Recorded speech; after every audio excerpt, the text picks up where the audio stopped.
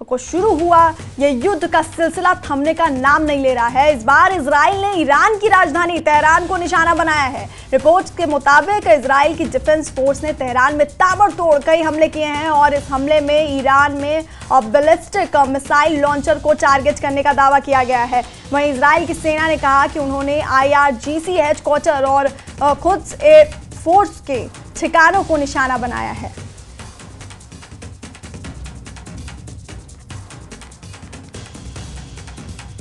तो इजराइल और ईरान के बीच ये भीषण जंग जारी है और 13 जून को ये युद्ध शुरू हुआ था और अब इसका थमने का नाम नहीं ले रहा है। इस बार इजराइल ने ईरान की राजधानी तेहरान को निशाना बनाया और रिपोर्ट्स के मुताबिक इजराइल के डिफेंस फोर्स ने तेहरान में ताबड़तोड़ कई हमले किए हैं और इस हमले में ईरान में बैलिस्टिक मिसाइल लॉन्चर को टारगेट करने का दावा किया गया है। वहीं इजराइल की सेना ने कहा है कि उन्होंने IRGC हेडक्वार्टर और खुद फोर्स के ठिकानों को निशाना बनाया है। तस्वीरें देख रहे हैं आप।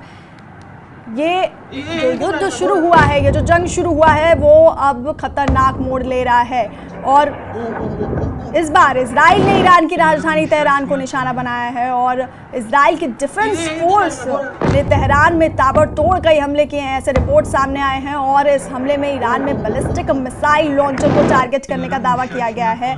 और इजराइल की सेना ने कहा कि उन्होंने IRGC हेडक्वार्टर और खुद फोर्स के ठिकानों को निशाना बनाया है।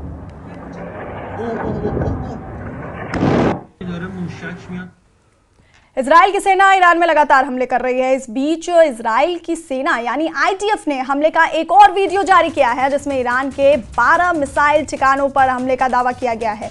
ईरान के इन मिसाइल सेंटरों पर फाइटर जेट की मदद से बम गिराए गए हैं जिसके बाद वहां कई धमाके हुए। दावा किया जा रहा है कि इस दौरान कई बैलिस्टिक मिसाइल लॉन्चरों को भी तबाह कर दिया गया है। तो इजराइल की सेना ईरान में लगातार हमले कर रही है और इजराइल की सेना यानी IDF ने हमले का ये वीडियो जारी किया है जिसमें ईरान के 12 मिसाइल ठिकानों पर हमले का दावा किया गया है। ईरान के इन मिसाइल सेंटरों पर फाइटर जेट की मदद से बम गिराए गए हैं जिसके बाद वहां कई धमाके हुए हैं।